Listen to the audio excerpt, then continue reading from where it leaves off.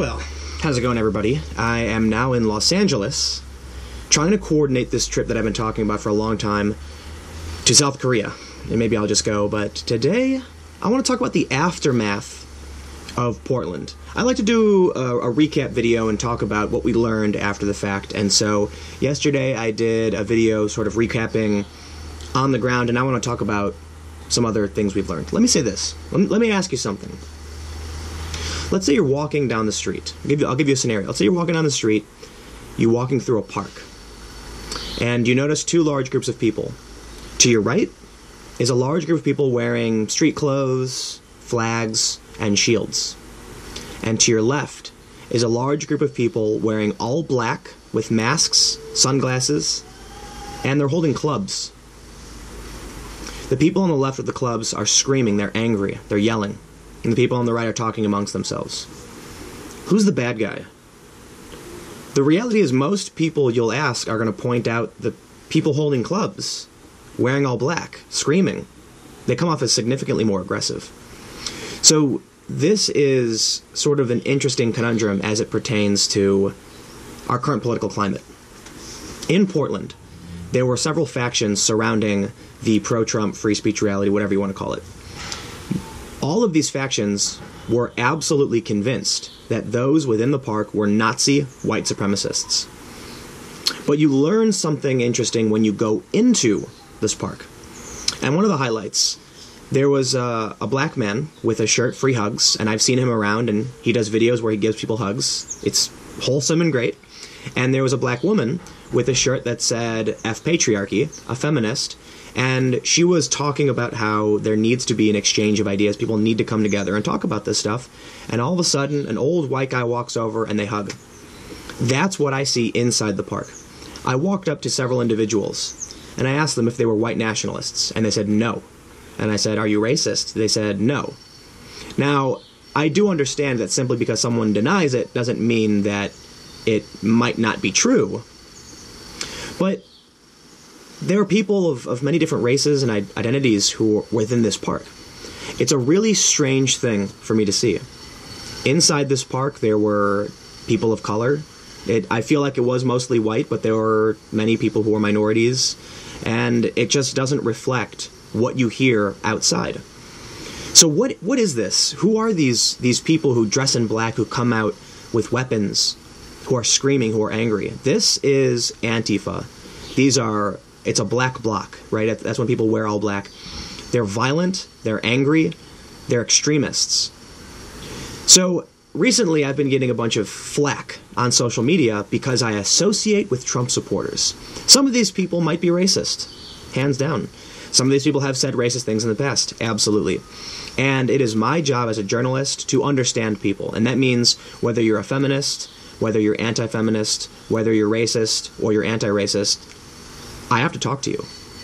I have to talk to these people to better understand where they're coming from and why they think the things they do. But not only that, the only way to really change someone's mind is to have a real conversation and be open. I've asked people, do you think it's conducive to your cause to attack anyone viciously, either physically or verbally, simply because you think you have differing opinions? Is it going to help your cause to go out and make up lies about people? And that's not the case. Let's look at the weapons that were confiscated at the Portland rally.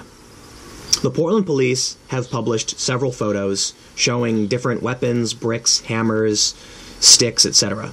Now, immediately there's a far-left activist school of thought and the right school of thought, and the left doesn't trust the police. And I'm sure many activists are saying, I don't believe this to be true. These weapons probably didn't come from us. And like I said, they don't trust the police. During the protest, when the police moved in on Antifa, I heard many people say, we didn't do anything. They were chanting, take off your riot gear. We don't see no riot here. Many people were absolutely convinced that the police had arbitrarily decided to start attacking the counter-protesters on the Antifa side at Chapman Square. But what we learned later was that bags of bricks were found. In fact, one of the protesters, one of the men attending the protest in the Antifa group said, bricks had come loose from a structure, and the police were worried that people were going to start throwing them.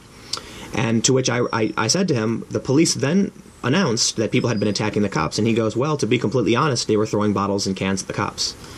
So I can say I did witness the police confiscate several flagpoles, sticks, and these big skeleton hands, which are in some of the photos that the police have published.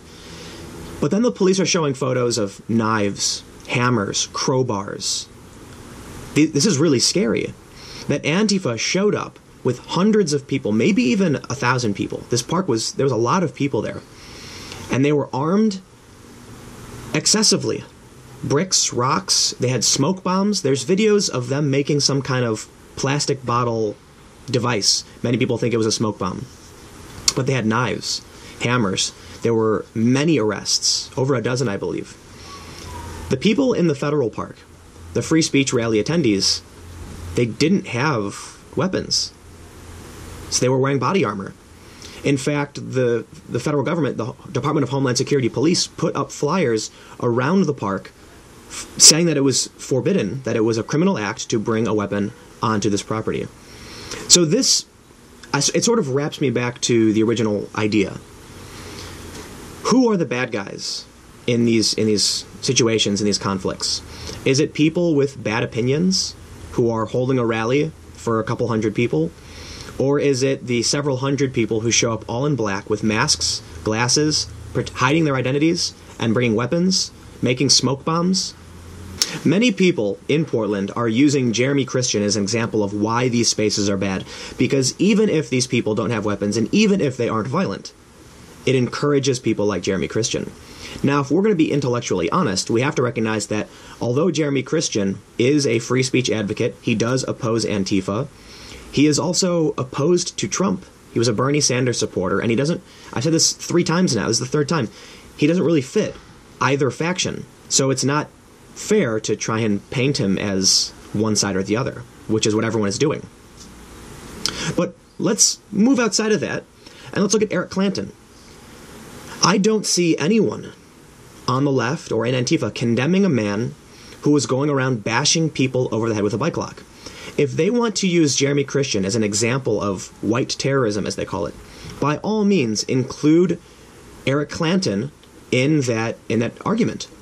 Eric Clanton is a white guy who dressed in all black with a mask and was damn near trying to kill people. In fact, many people would say he was trying to kill people. Homicide detectives were investigating this guy. He struck someone over the head who was on his knees with his hands up.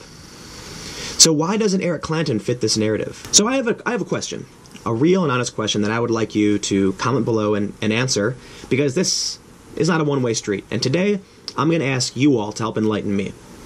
There was a man in Florida the other day who, after being fired, returned to the workplace with a gun and killed 5 people and then himself.